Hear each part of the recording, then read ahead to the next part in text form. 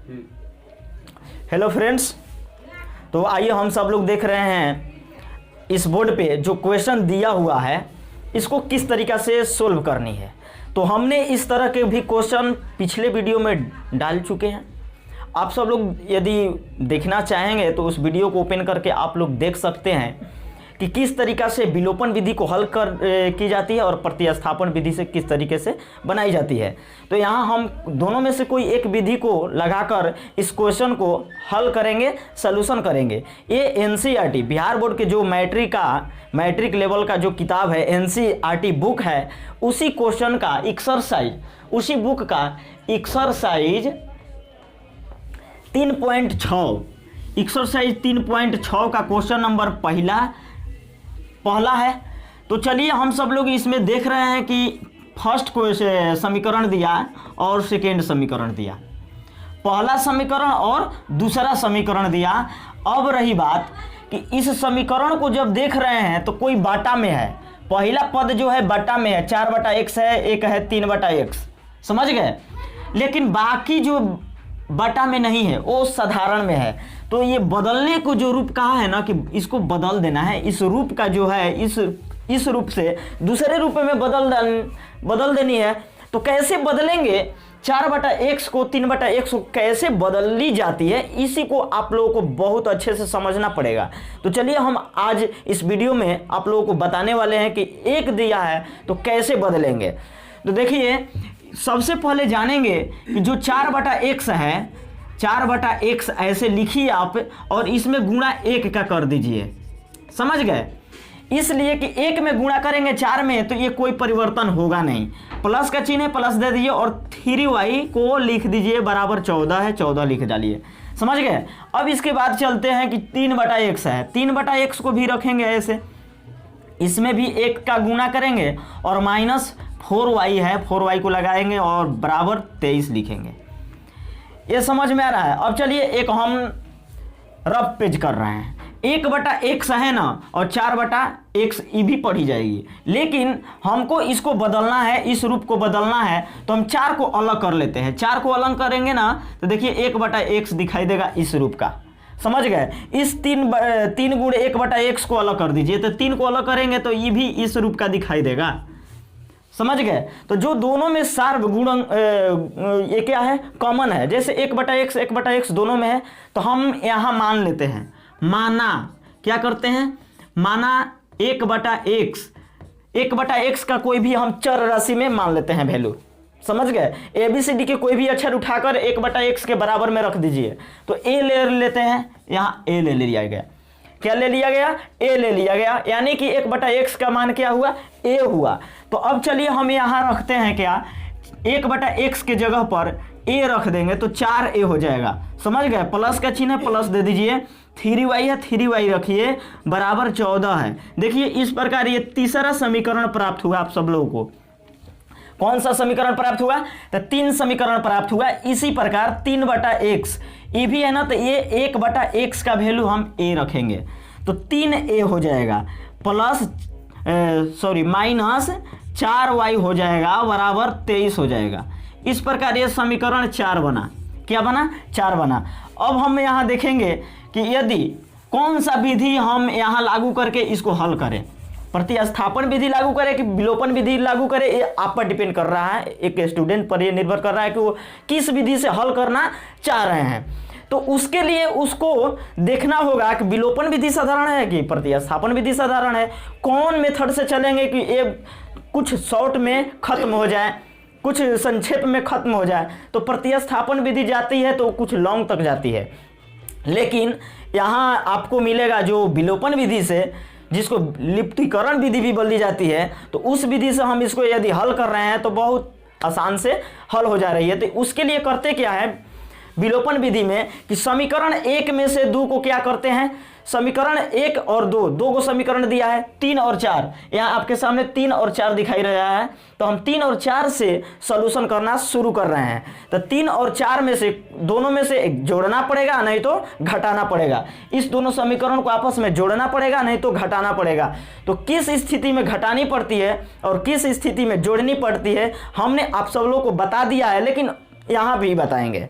तो चलिए अब देखते हैं कि हम जोड़ और घटाव करें, इस दोनों में से क्या करें। तो सबसे पहले देखते हैं क्या, पद को पहचानते हैं, प्रथम पद और मध्य पद। तो यदि प्रथम पद को हम विलुप्त करना चाहें तो प्रथम पद के गुणांक को आपस में बराबर कर देंगे, समझ गए। यदि इस पद को विलुप्त करना चाहें, है ना, तो इस पद के गुणांक जो है, a का गुणांक 4 है, 3 का गुणांक 3 है, a का गुणांक 4 है, यहाँ a का गुणांक 3 है, तो इस दोनों गुणांक को आपस में बराबर करते हैं। तो इसी को बराबर करने के लिए करेंगे क्या, 4 में हम समीकरण 4 में गुणा कर देते हैं, यहाँ गुणा कर देते हैं, और इस 3 में इस समीकरण 3 से गुणा कर देते हैं यहाँ, और गुणा करने के बाद जो परिवर्तन दिखाई देता है वो सामने नीचे लिखते हैं। जैसे 3 में 4 से गुणा करेंगे तो 12 आ जाएगा, 12a हो गया, प्लस का चिन्ह है, प्लस दे दीजिए। इसके पहले देखिए ऐसे या लिख डालिए ताकि अच्छा लगे। 2a प्लस 3y है, तो 3 में 4 से गुणा करेंगे, तितरी का 9y हो जाएगा, बराबर का चिन्ह है, 14 में 3 से करेंगे तो 14 तियाँ 42 हो जाएगा। अब चलिए 4 से गुणा करते हैं, 4 तियाँ 12a हो जाएगा, माइनस का चिन्ह है, माइनस लगा दीजिए, 4 है, 4 चौका 16y हो जाएगा, बराबर 4 में 3 से गुणा, 4 तियाँ 12 को 2 हासिल है, 4 दूनी 8 1 9 92 हो जाएगा। अब चलिए ये समीकरण को हम क्या करें, जोड़े की घटाएं। तो सबसे पहले देखेंगे कि जिस पद के गुणांक को हम बराबर किए हैं तो क्या वो पद प्लस में है कि माइनस में है। तो हम देख रहे हैं कि ये पद दोनों जो है प्लस में है, किस में है, प्लस में है। तो यदि प्लस में है तो इसको हम दोनों को आपस में घटाएंगे, दोनों को आपस में क्या करेंगे, घटा देंगे, एक दूसरे में से दूसरे को घटा देंगे।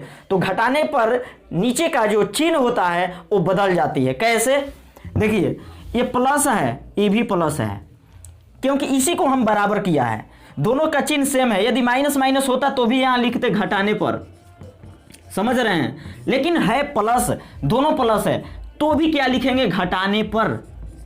तो घटाइए, नीचे का चिन्ह बदल डालिए, जो माइनस है वो प्लस हो जाएगा, जो प्लस है वो माइनस हो जाएगा। तो यहाँ प्लस है तो ये भी माइनस हो जाएगा। देखिए 12 में से 12 को हम घटाएंगे तो क्या बचेगा, 0 बचेगा। इसको इस तरीका से लिखिए। देखिए 9 भी प्लस में है, 16 भी प्लस में हो गया, पहले था माइनस में लेकिन अब किस में हो गया, प्लस में हो गया। तो इस दोनों को आपस में क्या करेंगे, जोड़ करेंगे, दोनों प्लस में है, दोनों प्लस में हो गया। ये प्लस में तो 9 था ही, 16 जो था माइनस में था, लेकिन ये चिन्ह बदल कर क्या हो गया, प्लस में हो गया। तो दोनों जब प्लस में रहे तो जोड़ देते हैं, 16 और 9 को जोड़ेंगे तो क्या प्राप्त होगा, 25y बराबर। अब देखिए 92 जो था प्लस में था, लेकिन इसका चिन्ह बदले तो क्या हो गया, माइनस हो गया। तो ये 92 में से 42 को घटा दिया जाएगा। तो 2 में से 2 घटेगा, 0 बचेगा, और 9 में से 4 घटेगा तो 5 बचेगा। अब रही बात कि जिस संख्या में से किसी दूसरे को घटाई जाती है तो उसी संख्या का चिन्ह लिखते हैं, समझ गए। तो यहाँ 92 में से 42 को घटाई गई है, क्योंकि 92 बड़ी संख्या है, 92 क्या है, बड़ी संख्या, बड़ी में से ही तो छोटी घटी जाती है। तो 92 का चिन्ह माइनस का है, तो हम यहाँ क्या लगा देंगे, माइनस लगा देंगे, इस तरीका से -50 आपका यहाँ आया। अब इसके बाद चलते हैं, देखिए y का वैल्यू जब निकालेंगे, अब हम यहाँ y का वैल्यू निकालते हैं, कैसे, 25y, 25 और y के बीच में क्या है, गुणा का रिलेशन बन रहा है, गुणा का चिन्ह है। तो 25 जब भी जाएगा ना 50 के तरफ तो भाग करेगा, क्या करेगा, भाग करेगा। कैसे, तो बाटा में हो जाएगा, भाग करने का मतलब बाटा में, तो हम यहाँ भी कटा सकते हैं, 25 दूना 50 हो जाएगा। यानी कि y का जो वैल्यू प्राप्त हुआ है यहाँ, y बराबर माइनस नहीं, माइनस हटेगा नहीं, माइनस लगा ही रहेगा, माइनस दिया जाएगा और 2 दिया जाएगा। ये y का वैल्यू आया, ये y का एक तरह से क्या हुआ, आंसर हुआ, समझ गए। y का मान यहाँ आंसर प्रतीत होगा, ये सही प्रतीत क्या रियल में हुआ। अब इसके आगे चलते हैं, इस y के मान को किसी समीकरण में, यानी कि 3 में नहीं तो 4 में, इसमें नहीं रखेंगे। इस समीकरण से हम लोग चले हैं हल करना, तो 3 और 4 को हम क्या करेंगे, 3 और 4 में y बराबर -2 को रखेंगे। दोनों में से किसी एक ही समीकरण में रखना है, दोनों में नहीं रखना है, एक समीकरण में। तो जो आपको आसान दिखे उसमें रख दिए। तो चलिए रखते हैं समीकरण 3 में y बराबर -2 रखने पर, क्या रखने पर, -2 रखने पर। तो समीकरण 3 कितना है, समीकरण 3 हमारा क्या है, 4a, क्या है, 4a प्लस 3y बराबर 14 है। देखिए 4a प्लस 3 गुणे y का मान कितना है, -2 है, -2 लगा दीजिए, बराबर 14 हो जाएगा।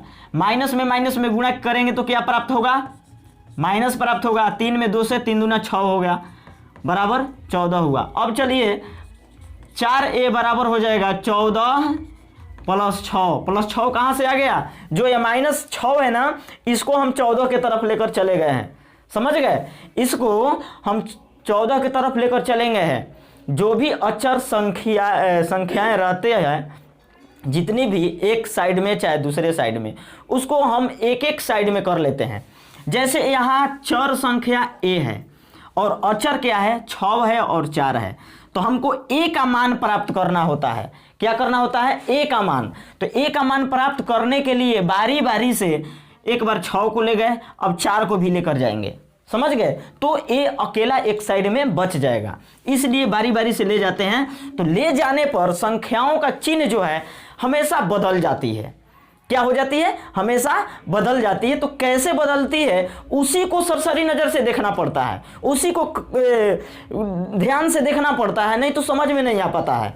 तो यहाँ सब लोग आप लोग देखेंगे कि 6 को ले गए तो प्लस में हो गया। अब इसको जोड़ दीजिए, देखिए 4a बराबर 14 6 20 हो गया, 20 हो गया ना। अब देखिए 4 को भी हमको ले जाना है, तो 4 और a के बीच में हम गुणा का संबंध है, देखेंगे कि क्या संबंध है। तो गुणा का संबंध है, तो 4 को ले जाएंगे तो भागा में हो जाएगा, बाटा में हो जाएगा। तो a बराबर क्या होगा, 20 और बटे में 4 हो जाएगा, ऐसे हो जाएगा। अब 4 से हम इसमें डिवाइड देंगे, कटाएंगे ना, तो 4 5 20 हो जाएगा। यानी कि a बराबर 5। a का मान देखिए 5 निकला। हमको a का मान नहीं निकलना है, यहाँ a का मान आंसर नहीं साबित करेगा, समझ गए। x का जब तक वैल्यू नहीं आएगा वो आंसर वही होगा जो x का वैल्यू आएगा, लेकिन यहाँ a आया है।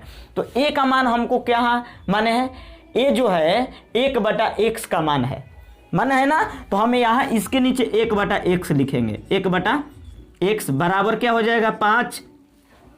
अब देखिए तिरछी यहाँ गुणा करेंगे तो x में और 5 में गुणा करेंगे। क्या करेंगे, x में 5 में, तो x गुणे 5 बराबर क्या हो जाएगा, 1 में 1 ले करेंगे तो 1 आएगा ना। 5 गुणा में है तो 5 को उधर ले जाएंगे तो 1 के बटा में हो जाएगा। इस प्रकार देखिए x का वैल्यू ये हुआ 1/5, ये आंसर कहलाएगा, समझ गए। और y का वैल्यू -2 यहाँ है, ये आंसर कहलाएगा। ये दोनों x और y का मान हुआ है, यानी कि आंसर हुआ। इस प्रकार समीकरणों के युग्म में बदलकर, जो समीकरण दिया हुआ है इसको हम कैसे बदलते हैं और बदलने के बाद में किस तरीके से हल करते हैं उस पर डिपेंड कर रहा है, मार्क्स अच्छे मिलेंगे, ठीक है। तो हमारे जो चैनल पर जितने भी स्टूडेंट देख रहे हैं उनके साथी संगी जितने भी होंगे, नए होंगे, तो उनसे आप सब लोग रिक्वेस्ट करेंगे कि इस चैनल को सब्सक्राइब करें और कमेंट करें और ज़्यादा से ज़्यादा शेयर करें, ताकि आप सबों को नॉलेज मिलती रहे।